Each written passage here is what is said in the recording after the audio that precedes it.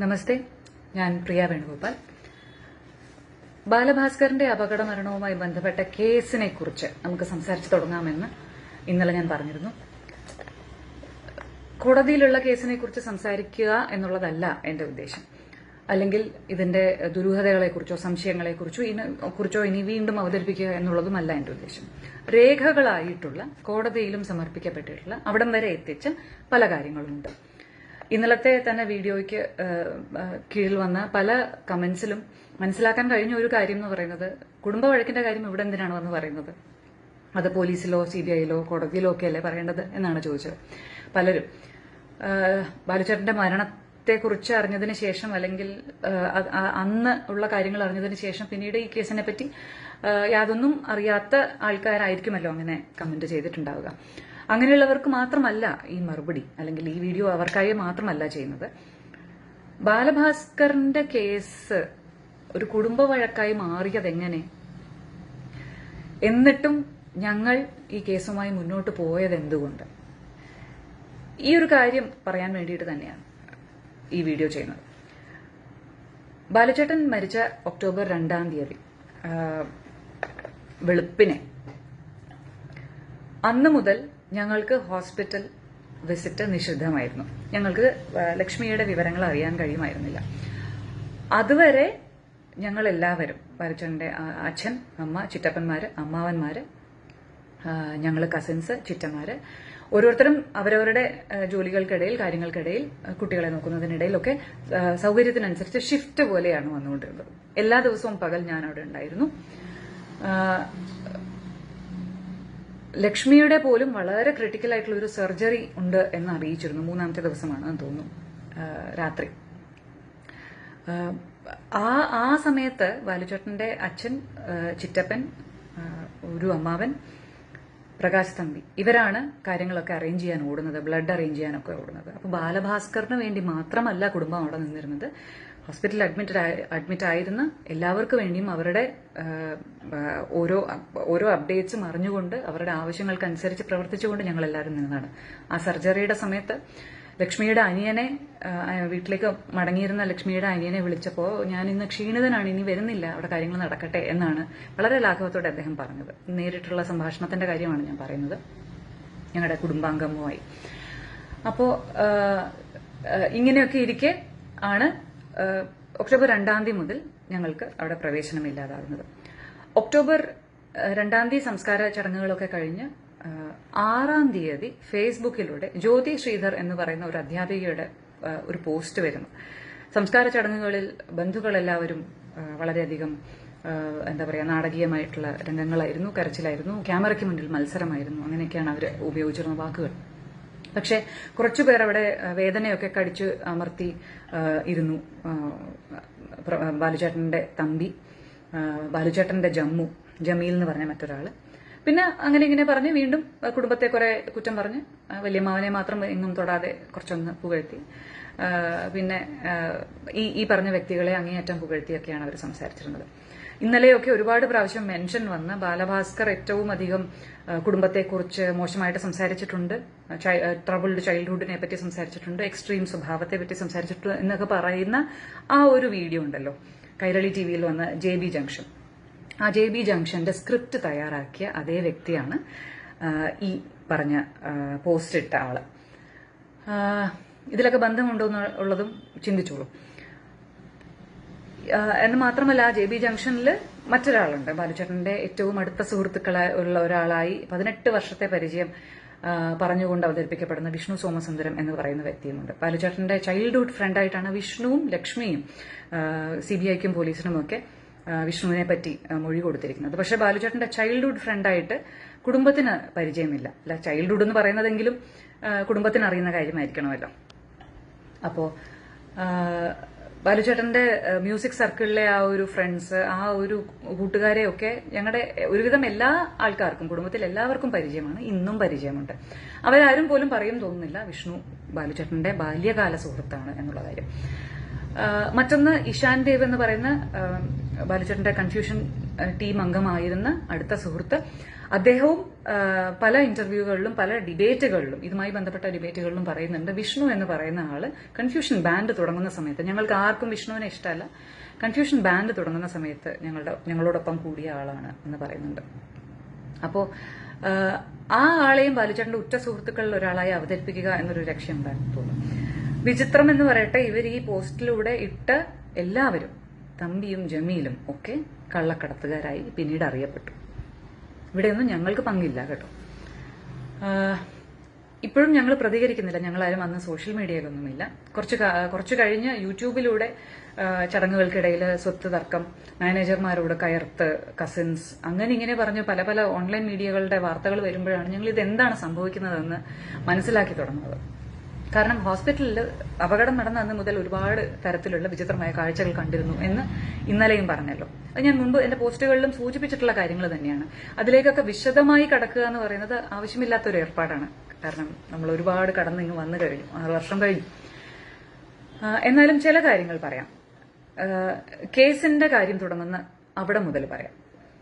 ഇതിൽ ഞങ്ങൾ ചില വ്യക്തികളെ കൃത്യമായി പിൻ പോയിന്റ് ചെയ്ത് തന്നെയാണ് കേസ് കൊടുത്തത് എന്ന് പറഞ്ഞിരുന്നു.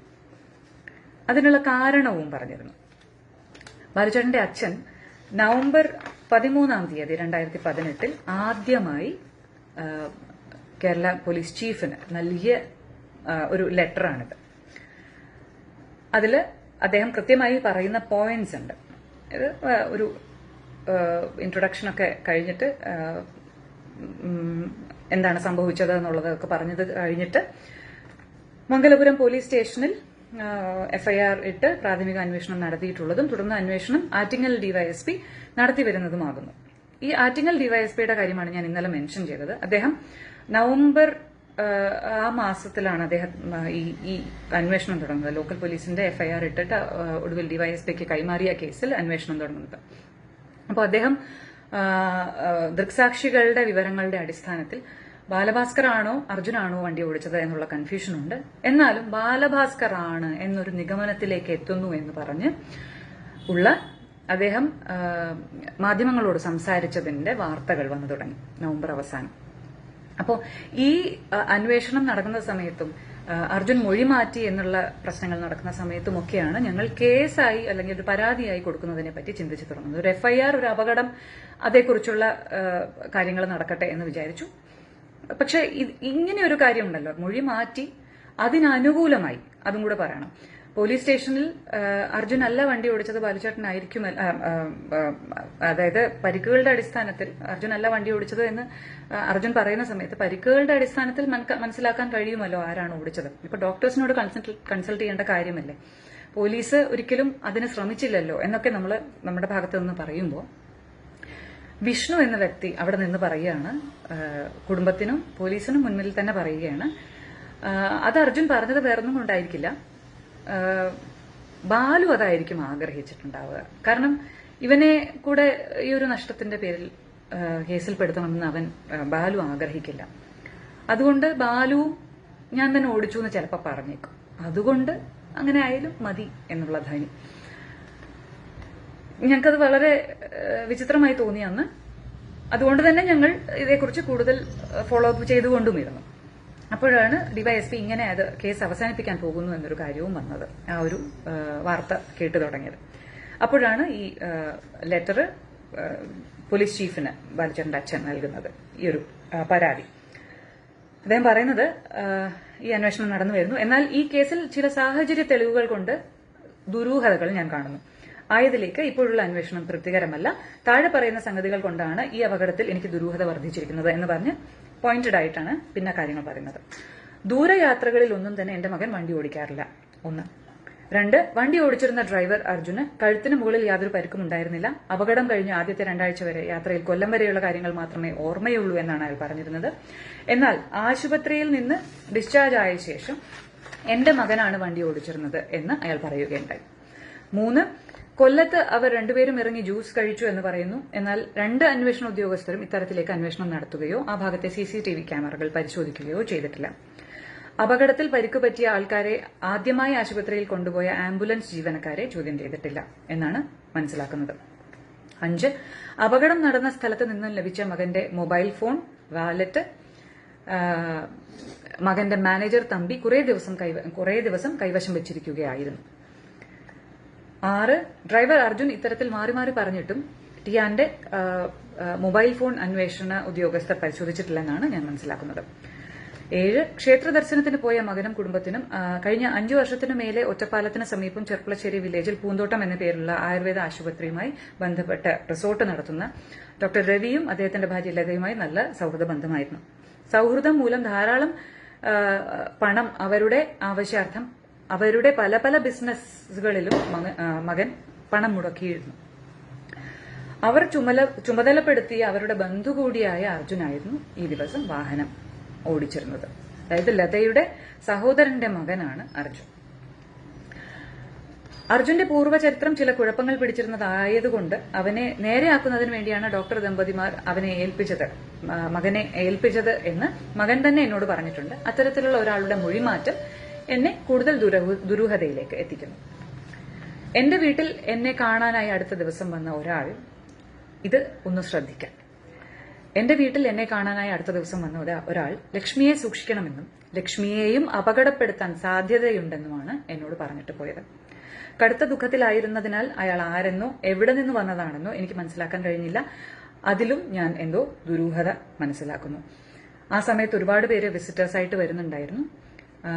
ബാലുചേട്ടന്റെ അച്ഛന് ഒരു കോള് വന്നിരുന്നു ഒമാനിൽ നിന്ന്, ഇതേ കാര്യം സൂചിപ്പിച്ചുകൊണ്ട് തന്നെ. അതിന്റെ തൊട്ടടുത്ത ദിവസമാണ് ഇങ്ങനെ ഒരാൾ വരുന്നതും വിശദമായിട്ട് ഓരോ കാര്യങ്ങൾ പറയുന്നതിന്റെ കൂട്ടത്തിൽ ലക്ഷ്മിയുടെ അവസ്ഥ കുറച്ച് പ്രശ്നത്തിലാണ്, ശ്രദ്ധിക്കണം, ജീവന് ആപത്തുണ്ട് എന്ന് പറഞ്ഞത്. കൃത്യസ്ഥലം റോഡ് വടക്കോട്ട് ഏകദേശം 250 മീറ്റർ മാറി കുത്തനെയുള്ള ഇറക്കവും അത് കഴിഞ്ഞ് കുത്തനെയുള്ള കയറ്റവും അത് കഴിഞ്ഞ് ഒരു ചെറിയ വളവുമാണ്. അത് കഴിഞ്ഞ് ഏകദേശം 30 മീറ്റർ നേരെ കാണാവുന്ന റോഡിൽ വെച്ചാണ് അപകടം. ഇത്തരത്തിൽ കുത്തനെയുള്ള ഇറക്കം അപകടം നടന്നിരിക്കുന്നത്. ഇത്തരത്തിൽ കുത്തനെയുള്ള ഇറക്കം ഇറങ്ങി കുത്തനെയുള്ള കയറ്റം കയറി വളവ് വരെ വന്ന വണ്ടിയുടെ ഡ്രൈവർ ആരായാലും പിന്നീടുള്ള 2 സെക്കൻഡ് സഞ്ചരിക്കേണ്ട ദൂരം ഉറങ്ങാനുള്ള സാധ്യത വളരെ വിദൂരമാണ്. ഇത് CBI സമർപ്പിച്ചിട്ടുള്ള റിപ്പോർട്ടിൽ ഈ ആക്സിഡന്റിന്റെ പാറ്റേൺ, വണ്ടിയുടെ അവസ്ഥ, ഇവരുടെ പരിക്കുകളുടെ അവസ്ഥ വെച്ചിട്ട് ഒക്കെ പരിശോധിച്ച് ഒരു റോഡ് ട്രാൻസ്പോർട്ട് എക്സ്പേർട്ട് അദ്ദേഹവും പറഞ്ഞിട്ടുള്ള ഒരു കാര്യമാണ്. കാരണം ഉറങ്ങിപ്പോകാനുള്ള സാധ്യത വളരെ കുറവാണ്. ഉറങ്ങിപ്പോയിട്ടുണ്ടെന്ന് ഒരിക്കലും ഈ വണ്ടി പോയേക്കുന്ന പാറ്റേൺ കണ്ടാൽ തോന്നില്ല. കൃത്യമായി വളഞ്ഞ് പോയതിനു ശേഷം നേരെയാണ് ഒരു 100 മീറ്ററോളം ചെന്ന് മരത്തിലിടിച്ചിരിക്കുന്നത്. അപ്പോൾ ഉറങ്ങിയതിന്റെ ലക്ഷണമല്ല. പക്ഷെ അദ്ദേഹം അതിനകത്ത് പറഞ്ഞിരിക്കുന്നത് ക്ഷീണിത ആയതുകൊണ്ടാകാം, ഒരു മിസ് ജഡ്ജ്മെന്റ് ആകാം എന്നൊക്കെയാണ്. അപ്പോഴാണ് നമ്മൾ മുൻപ് കേട്ടിട്ടുള്ള മറ്റൊരു വണ്ടിയുടെ സാന്നിധ്യം ഉണ്ടായിരുന്നു. കാരണം ലക്ഷ്മിക്ക് അറിയാൻ സാധ്യതയില്ല, ലക്ഷ്മി കണ്ണടച്ചിരിക്കുകയായിരുന്നു, വണ്ടി ഓവർ സ്പീഡ് ആയിരുന്നു എന്നുള്ളത് സമ്മതിക്കുന്നുമുണ്ട്. ബാലുചേട്ടൻ മയങ്ങുകയായിരുന്നു, പുറകിലായിരുന്നു എന്ന് പറയുന്നു. ജ്യൂസ് കുടിച്ച് അധികമായിട്ടില്ല സമയം. അപ്പോൾ അർജുൻ ഉറങ്ങാനോ അർജുന് ക്ഷീണം തോന്നാനോ ഉള്ള സാധ്യതകളും വളരെ കുറവാണ്. ബാലുചേട്ടനും ഉറങ്ങാൻ പോകുന്ന ഒരാൾ എന്തിനാണ് ജ്യൂസ് കുടിച്ചത് എന്നുള്ളൊരു ചോദ്യം നിലനിൽക്കുന്നുണ്ട്. അതിലേക്കൊക്കെ നമുക്ക് പിന്നീട് വരാം. കാരണം ഈ കോടതിയിൽ സമർപ്പിക്കപ്പെട്ട റിപ്പോർട്ടിന്റെ ബേസിസിൽ നമുക്ക് കുറച്ച് സംസാരിക്കാനുണ്ട്. അപ്പോൾ അതിലേക്ക് വരാം. ഈ ആക്സിഡന്റ് നടന്നതിന്റെ പാറ്റേൺ, അതിലുള്ള സംശയങ്ങൾ, ഇത് എക്സ്പേർട്ട് ഒപ്പീനിയൻ വെച്ച് തന്നെയാണ് പറഞ്ഞത്. സംഭവം കഴിഞ്ഞ് പിറ്റേ ദിവസം ന്യൂസ് 18 കേരളം എന്ന വാർത്താ ചാനലിൽ തൊട്ടടുത്ത 2 സ്ത്രീകൾ അപകടസ്ഥലം ഒരു പുകപടലമായിരുന്നു എന്നും ഒന്നും കാണാൻ കഴിഞ്ഞില്ല, അതിനുശേഷം അവർ ബാലഭാസ്കറിനെ സിനിമയിൽ കണ്ടിട്ടുണ്ടെന്നും ഡ്രൈവർ സീറ്റിൽ കണ്ടു എന്നും പറഞ്ഞത് ദുരൂഹത വർദ്ധിക്കുന്നു. എന്റെ മകൻ റിലീസായിട്ടുള്ള ഒരു ചെറിയ സിനിമയിൽ മാത്രമേ ബാലുചേട്ടൻ വന്നിട്ടുള്ളൂ. അതുകൊണ്ട് സിനിമയിൽ കണ്ടുള്ള പരിചയം എന്ന് പറഞ്ഞതിനെയാണ് അതിൽ ഖണ്ഡിക്കാൻ ശ്രമിച്ചത്. അത് ഞാൻ പോലും ശരിക്കും കണ്ടിട്ടില്ല എന്ന് അദ്ദേഹം പരാതിയിൽ എഴുതിയിട്ടുണ്ട്. അപ്പൊ ഇവർക്ക് പരിചയമുള്ള മുഖം എന്നായിരിക്കാം അവർ ഉദ്ദേശിച്ചത്. പക്ഷെ ബാലഭാസ്കറാണ് വണ്ടി ഓടിച്ചത് എന്നവർ കണ്ടു എന്നാണ് പറയുന്നത്. മകന്റെ ഫിനാൻസ് കാര്യങ്ങൾ നോക്കി നടത്തിയിരുന്ന വിഷ്ണു അപകടത്തിന് 2 നാൾ കഴിഞ്ഞത് മുതൽ വണ്ടി ഓടിച്ചിരുന്നത് മകനാണെന്ന് പറഞ്ഞു തുടങ്ങുകയുണ്ടായി. നേരത്തെ പറഞ്ഞ കാര്യമാണ്. എന്നാൽ യാതൊരു അടിസ്ഥാനവും ഇല്ലാതെ അത്തരത്തിൽ പറഞ്ഞതിനെ തുടർന്ന് ഞാൻ അയാളോട് സംസാരിച്ചതിൽ അർജുൻ തന്നെയാണ് വണ്ടി ഓടിച്ചിരുന്നതെന്ന് അയാളോട് അർജുൻ പറഞ്ഞിട്ടുള്ളതായി എന്നോട് പറയുകയുണ്ടായി. ഇങ്ങനെ മാറി മാറി പറഞ്ഞതും ദുരൂഹത വർദ്ധിക്കുന്നു. അതിനുശേഷമാണ് ഈ പോലീസിന്റെ മുൻപിൽ വെച്ച് നടന്ന സംഭാഷണം. ഈ മേൽപ്പറഞ്ഞ ദുരൂഹതകളൊക്കെ നിലനിൽക്കെ ആയതൊന്നും പോലീസ് അന്വേഷിച്ചില്ലെന്ന് മാത്രമല്ല, ഇത്തരത്തിലൊരു തർക്കം വന്നിട്ട് പോലും ആയതിനുള്ള സാമ്പിളുകൾ ശേഖരിച്ച് ശരിയായ FSL പരിശോധനയ്ക്ക് അയച്ചിട്ടില്ല. പ്രാഥമികമായി ഉണ്ടാക്കാവുന്ന എല്ലാ തെളിവുകളും നശിപ്പിക്കപ്പെട്ട നിലയിലാണ്. സാധാരണ റോഡ് നടക്കുന്ന നൂറുകണക്കിന് വാഹന അപകടങ്ങളുടെ അന്വേഷണം പോലെ തന്നെയാണ് ഇതിലും നടന്നുകൊണ്ടിരിക്കുന്നത്. അന്വേഷണം ഡിവൈഎസ്പിക്ക് കൈമാറിയെങ്കിലും അദ്ദേഹത്തിന്റെ തിരക്കുകൾ കാരണം തത്വത്തിൽ വലിയ മാറ്റമൊന്നും സംഭവിച്ചിട്ടില്ല. ദുരൂഹമായി എന്തോ സംഭവിച്ചിരിക്കുന്നു. വാഹനാപകടത്തിൽ രാത്രിയുടെ ഇരുളിൽ എന്തോ ദുരൂഹമായി സംഭവിച്ചതാണെന്ന് ഞാൻ ന്യായമായും സംശയിക്കുന്നു. ഒരു പൌരൻ എന്ന നിലയിൽ ദുരൂഹത നീക്കി കിട്ടേണ്ടതുണ്ട്. അതിന് ശാസ്ത്രീയ അന്വേഷണം വേണം, ഉന്നതരായ ഉദ്യോഗസ്ഥരുടെ ഇടപെടൽ വേണം. ഇതൊക്കെ പറഞ്ഞാണ് അദ്ദേഹം പരാതി സമർപ്പിച്ചിരിക്കുന്നത് നവംബർ 13-ന്. ഇത് ലക്ഷ്മിയോട് ചോദിച്ചതിന് ശേഷമാണ് ലക്ഷ്മി നേരത്തെ പറഞ്ഞതുപോലെ സാമ്പത്തിക കാര്യങ്ങളൊന്നും അന്വേഷിക്കേണ്ട, അർജുൻ മൊഴി മാറ്റിയത് എന്താണെന്ന് അന്വേഷിക്കണം എന്ന് അച്ഛനോട് പറഞ്ഞു. സാമ്പത്തിക കാര്യങ്ങൾ എന്ന് പറയുന്നത് ഈ 2-3 വ്യക്തികളെ ചുറ്റിത്തിരിഞ്ഞുള്ള കാര്യങ്ങളായതുകൊണ്ടും അവർ തന്നെ ഞങ്ങൾ കണ്ട കാഴ്ചകളിൽ വളരെ ദുരൂഹമായ രീതിയിൽ ഇടപെട്ടതുകൊണ്ടും അത് ഞങ്ങൾ ഒഴിവാക്കിയില്ല. അത് ചേർത്ത് തന്നെയാണ് പരാതി കൊടുത്തത്. ഇതിനുശേഷമാണ് ക്രൈംബ്രാഞ്ചിലേക്ക് പരാതി കൈമാറ്റപ്പെടുന്നത്. ഞാൻ പറഞ്ഞു വരുന്നത് എന്താണെന്ന് വെച്ചാൽ, അതിനിടയ്ക്ക് ഒരു വലിയൊരു കാര്യം കൂടിയുണ്ടല്ലോ. നേരത്തെ പറഞ്ഞ പോസ്റ്റിൽ പരാമർശിക്കപ്പെട്ട ജമീൽ മുഹമ്മദ് FIR-ൽ 4:15 എന്നാണ് അപകട സമയം എഴുതിയിരിക്കുന്നത്. അത് കൃത്യമായി കണ്ടെത്തിയിരിക്കുന്നത് ലതയുടെ കോൾ, പൂന്തോട്ടം ലതയുടെ കോൾ എത്തിയോ എന്നറിയാൻ വിളിച്ച കോളുകൾ കണ്ടതിന് ശേഷം പോലീസ്, അപകട സ്ഥലത്തെത്തിയ പോലീസ് ആ ഫോൺ എടുക്കുന്ന സമയത്ത് എടുത്തത് പോലീസാണ്. അപ്പോ അർജുന്റെ ഫോണിലാണ് വിളിച്ചത്. എടുത്തപ്പോൾ ഇത് ബാലഭാസ്കറിന്റെ കുടുംബമാണ് എന്ന് അവരാണ് ആദ്യമായി അറിയിക്കുന്നത്. അങ്ങനെയാണ് ലോകം അറിയുന്നത്. 4:15 ശേഷമാണ് ലതയുടെ മകൻ, തമ്പിയോടൊപ്പം ഉണ്ടായിരുന്ന ലതയുടെ മകൻ, അതും ഒരു വിചിത്രമായ കഥയാണ്, പിന്നെ പറയാം. ലതയുടെ മകന് 4:15 ശേഷമാണ് കോൾ വരുന്നത്. അങ്ങനെയാണ് പിന്നീട് തമ്പി അറിയുന്നത്, തമ്പിയോടൊപ്പം ആയതുകൊണ്ട് തമ്പി അറിയുന്നത്, പിന്നെ സുഹൃത്തുക്കളൊക്കെ അറിയുന്നത്. ഇതാണ് ഒരു കഥ. പക്ഷേ ജമീൽ മുഹമ്മദ് എന്ന് പറയുന്ന വ്യക്തി 3:30 വിളിച്ചു പറഞ്ഞിട്ട് ഈ സംഭവ സ്ഥലത്ത്, അതായത് ആശുപത്രിയിലേക്ക് എത്തിയ ബാലുചേട്ടന്റെ സുഹൃത്തുക്കളുണ്ട്, മൊഴിയുണ്ട് അവരുടെ. ഇതൊന്നും വെറും ഹിയർസേ അല്ല, കൃത്യമായ മൊഴികൾ CBIക്ക് നൽകിയതിലും ഉണ്ട്. 3:30 ജമീൽ വിളിച്ചു പറഞ്ഞു.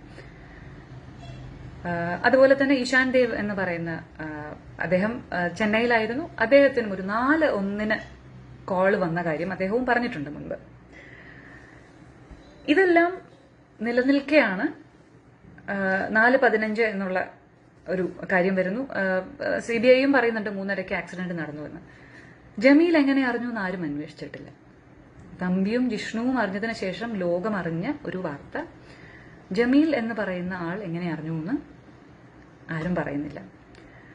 ജമീലും വിഷ്ണുവും തമ്പിയും ഒക്കെ സ്വർണ്ണക്കള്ളക്കടത്തിന് പിന്നീട് കാരിയർമാരായി പിടിയിലായവരാണ് DRIയുടെ. ഇതൊന്നും ആരും അന്വേഷിച്ചിട്ടില്ല. ദുരൂഹതകളില്ല അല്ലെ? ഇനി ഒരു കാര്യം കൂടി പറയാം. വളരെ പ്രശസ്തനായ ഒരു വ്യക്തിയായിരുന്നു KSRTC ഡ്രൈവർ അജി. അദ്ദേഹം വളരെ ഇൻട്രസ്റ്റിംഗ് ആയിട്ടുള്ള ഒരു സ്റ്റോറിയൊക്കെ പറഞ്ഞ് അദ്ദേഹം പറപ്പിച്ചു വരുന്നു. ആറ്റിങ്ങിൽ നിന്ന് വരുന്നു. വന്നതിന് ശേഷം അദ്ദേഹം തന്നെ ഡോർ ലോക്ക് ചെയ്തതിനു ശേഷം, വേറെ ആരും ഇടപെടാതിരിക്കാനാണോ അറിയില്ല, ഡോർ ലോക്ക് ചെയ്തതിനു ശേഷം അദ്ദേഹം ഇറങ്ങുന്നു.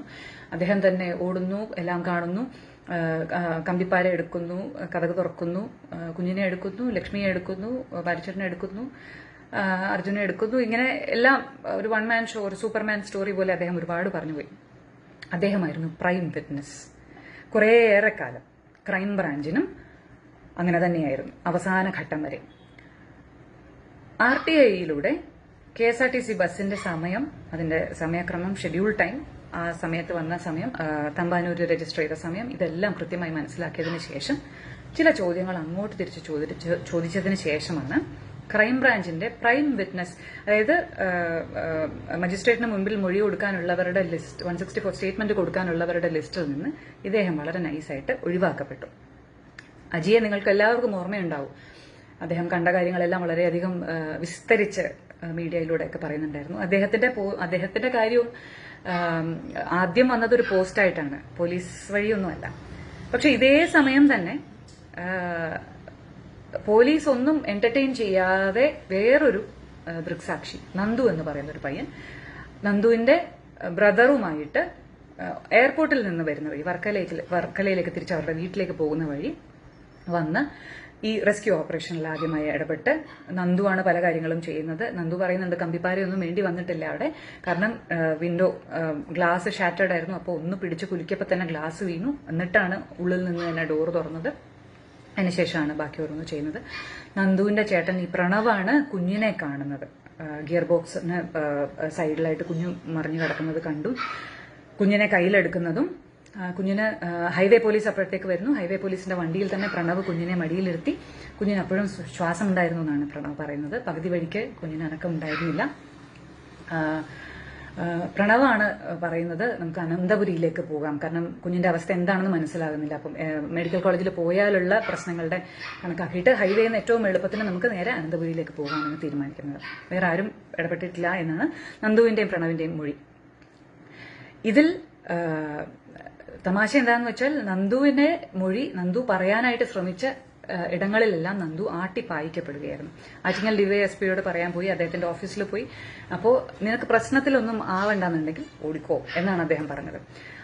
ഒടുവിൽ ഈ വാർത്തകളൊക്കെ വന്ന് പ്രശ്നങ്ങളൊക്കെ ആയ സമയത്ത് ഈ സ്വർണ്ണക്കള്ളക്കടത്തിന്റെ വാർത്തകളൊക്കെ വന്ന് ആകെ ഇതിന്റെ കാര്യത്തിലൊക്കെ ചർച്ചകൾ വീണ്ടും തുടങ്ങുന്ന സമയത്ത് സ്വർണ്ണക്കള്ളക്കടത്തിന്റെ അല്ല, ഇതിന് മുമ്പുള്ള ഈ വിവാദങ്ങൾ, അത് ആരോടിച്ചു എന്നുള്ള വിവാദങ്ങൾ വരുന്ന സമയത്താണ് അദ്ദേഹത്തിന് ആകെ ഒരു ഇരിക്കപ്പുറതിയില്ലാതെ ഏതോ റിപ്പോർട്ടറിനെയൊക്കെ വിളിച്ചു ചോദിച്ച് അഡ്രസ്സ് കണ്ടെത്തി അച്ഛനെ വന്ന് കാണുന്നതും സംസാരിക്കുന്നതും. അങ്ങനെയാണ് ഞങ്ങൾ വഴിയാണ് ക്രൈംബ്രാഞ്ചിന് ഇദ്ദേഹം ക്രൈംബ്രാഞ്ചിലേക്ക് അപ്പോഴത്തേക്ക് കേസ് വന്നു കഴിഞ്ഞു. ആ ഘട്ടം വരെയും ഇദ്ദേഹത്തെ ആരും മൊഴി നൽകാൻ അനുവദിച്ചിട്ടില്ല. അപ്പോൾ ക്രൈംബ്രാഞ്ചിന് മുന്നിൽ ഇദ്ദേഹം മൊഴി നൽകുന്നത്. പക്ഷെ ഇവരുമൊന്നും പിന്നീട് അങ്ങോട്ട് അവരുടെ മൊഴികൾക്കൊന്നും പിന്നീട് ഒരു വാല്യൂം ഇല്ലാതായി. കുഞ്ഞിനെ പ്രണവാണ് കൊണ്ടുവന്നതെന്നുള്ളതിന് ദൃക്സാക്ഷികൾ വേറെ ഹോസ്പിറ്റലിലും ഉണ്ട്. ഇതിനൊന്നും ഒരു വാല്യൂ ഇല്ല. കുഞ്ഞിനെയും കൊണ്ട് കൊണ്ടുവന്നതിന് ശേഷം നന്ദു ഒക്കെ തിരിച്ച് വർക്കലയിലോട്ട് പോകുന്ന സമയത്ത് ആ സമയത്ത് തന്നെ ആ ഇരുട്ടിൽ തന്നെ വെളുപ്പാങ്കാലം ആ ഇരുട്ടിൽ തന്നെ ഒരു ക്രെയിൻ ബാലുചേട്ടന്റെ വണ്ടി മൂവ് ചെയ്യുന്നുണ്ടായിരുന്നു. റോഡിന് അല്ലെങ്കിൽ ട്രാഫിക്കിന് യാതൊരു തടസ്സവും ഉണ്ടാക്കാതെ നിന്നിരുന്ന ഒരു വണ്ടിയാണ്. ആ വണ്ടി ആ വെളുപ്പിനെ തന്നെ മാറ്റിയത് എന്തിനാണ്? ഫോട്ടോഗ്രാഫ്സ് ഇല്ല, മാർക്ക് ചെയ്തിട്ടില്ല, ഒന്നും ചെയ്യാതെ ആ വണ്ടി മാറ്റിയത് എന്തിനാണെന്ന് നമുക്കറിയില്ല. പിന്നീട് അവൈലബിൾ ആയിട്ടുള്ള വിഷ്വൽസ് പ്രകാരം മറ്റൊരു ക്രെയിൻ, ഈ കാണുന്ന ഒരു ക്രെയിനിന്റെ ഒരു 2-3 വിഷ്വൽസ് ഉണ്ട്. അതൊരു 2 മാധ്യമ പ്രവർത്തകർ അവരുടെ നൈറ്റ് ഷിഫ്റ്റ് കഴിഞ്ഞിട്ട് പോകുന്ന വഴി എടുത്തതാണ്. അങ്ങനെയാണ് പല മീഡിയയ്ക്കും അത് ലഭ്യമായതെന്നാണ് പറയുന്നത്. അതിനകത്ത് ഒരു നീല നിറത്തിലുള്ള ഒരു ക്രെയിനാണ്. അത് കഴിഞ്ഞ് പിന്നീട് നമ്മൾ കാണുന്നതിൽ ഒരു ഓറഞ്ച് നിറത്തിലുള്ള ഒരു ക്രെയിൻ ഉണ്ട്. അത് പകൽ വെളിച്ചത്തിലാണ്. അപ്പൊ 2 തവണ ബാലുചേട്ടന്റെ വണ്ടി മാറ്റിയിരിക്കുന്നു ഇതിനോടകം തന്നെ. എന്തിനായിരുന്നു ആ ധൃതി എന്നറിയില്ല. നമുക്ക് തെളിവുകൾ നഷ്ടപ്പെടുന്ന വിധം ഇതൊക്കെയായിരുന്നു. സാക്ഷികൾ മാറ്റിമറിക്കപ്പെടുന്ന വിധം ഇതൊക്കെയായിരുന്നു. ഞങ്ങള് പരാതിയുമായി പോകാൻ നിർബന്ധിതരായ കാരണങ്ങളും ഇതൊക്കെ തന്നെയായിരുന്നു. ഈ പറഞ്ഞ പോലെ സമയത്തിന്റെ പ്രശ്നം, സാക്ഷികളിലെ തിരിമറി, ചില സാക്ഷികളെ വാനോളം പൊക്കിക്കൊണ്ട് നടക്കുന്നു. ഒരു ഘട്ടം കഴിഞ്ഞ് ചോദ്യങ്ങൾ ചോദിക്കുമ്പോൾ ഉത്തരം മുട്ടുമ്പോൾ അവരെ ഒഴിവാക്കുന്നു. മറ്റു ചില സാക്ഷികൾ പറയുന്നത് കേൾക്കുക പോലും വേണ്ടെന്ന് പറയുന്നു. മുഖ്യനായ മറ്റൊരു സാക്ഷിയുടെ കാര്യമുണ്ടല്ലോ, നമുക്ക് അതിലേക്കൊക്കെ വളരെ വിശദമായിട്ട് വരേണ്ടതുണ്ട്. ഞാൻ ഇന്നലെ പറഞ്ഞിരുന്നു, ഹതഭാഗ്യരായ കുറെ പേർ ഇതിൽ ഇടപെട്ട് പോയി. അതുകൊണ്ട് അവർക്ക് ഒരു നിവൃത്തിയും ഇല്ലാതെ ഇതിൽ കടിച്ചു തൂങ്ങി നിൽക്കേണ്ടി വരുന്ന ഒരവസ്ഥയാണ് ഇപ്പോൾ. സോബി ജോർജിന്റെ കാര്യമാണ് ഞാൻ പറയുന്നത്. അതിലൊക്കെ വീണ്ടും വരാം. ഒരുപാട് വിശദമായി ഈ CBIയുടെ കാര്യത്തിൽ തന്നെ ആ കാര്യങ്ങൾ പറയാനുണ്ട്. പക്ഷേ ഇത്രയും ദുരൂഹതകളൊക്കെ നിലനിൽക്കുമ്പോഴും ഞങ്ങൾ ആദ്യം പരാതി കൊടുത്ത സമയത്ത് ഞങ്ങളോടൊപ്പമായിരുന്നു എതിർ കക്ഷികളെങ്കിൽ, ഇപ്പോൾ എതിർ ഭാഗത്ത് നിൽക്കുന്നവരെങ്കിൽ, തമ്പിയോ വിഷ്ണുവോ അർജുനോ ഒക്കെ പിന്നീട് ഈ ക്രൈം കാര്യങ്ങളിൽ ഇടപെടേണ്ടി വരുമായിരുന്നു, അല്ലെങ്കിൽ അതിൽ പെടുമായിരുന്നു. ബാലഭാസ്കറിന്റെ പേര് ഇതുമായൊക്കെ ബന്ധപ്പെട്ട് കേൾക്കുന്നു, അതിലേക്ക് ബന്ധുക്കളുടെ ഇടപെടലുകൾ കൊണ്ടെത്തിക്കുന്നു എന്നാണ് വലിയൊരു പരാതി ഞങ്ങൾ കേൾക്കുന്നത്. ഞങ്ങൾ ഇടപെട്ട സമയത്ത് ഞങ്ങളോടൊപ്പം നിന്നിരുന്നെങ്കിൽ ഇവർക്കെതിരെ തന്നെ ഞങ്ങൾ സംശയങ്ങളുടെ അടിസ്ഥാനത്തിൽ വിരൽ ചൂണ്ടിയപ്പോൾ ഞങ്ങളോടൊപ്പമായിരുന്നെങ്കിൽ പാവം ബാലുചേട്ടന്റെ പേര് ഇതിനോടൊപ്പം വലിച്ചിഴക്കപ്പെടുമായിരുന്നു. ഇവർ ഈ ഇല്ലീഗൽ ആയിട്ടുള്ള ആക്ടിവിറ്റീസ്, ബാലുചേട്ടൻ പോയതിനു ശേഷമാണ് ഇതൊക്കെ തുടങ്ങിയതെന്നാണല്ലോ അവർ പറയുന്നത്. ഈ ഇല്ലീഗൽ ആക്ടിവിറ്റീസുമായി ഇവർ മുന്നോട്ട് പോകുമായിരുന്നു. ഒന്ന് ചിന്തിക്കാം. നേരത്തെ പറഞ്ഞതുപോലെ നിർബന്ധങ്ങളൊന്നുമില്ല. കേസ് കോടതിയിലാണ്, ബാക്കി അവിടെ കാണാം. തുടർന്ന് നമുക്ക് കാണാം ബാക്കി കാര്യങ്ങളുമായി, ഡീറ്റെയിൽസുമായി. നമസ്കാരം.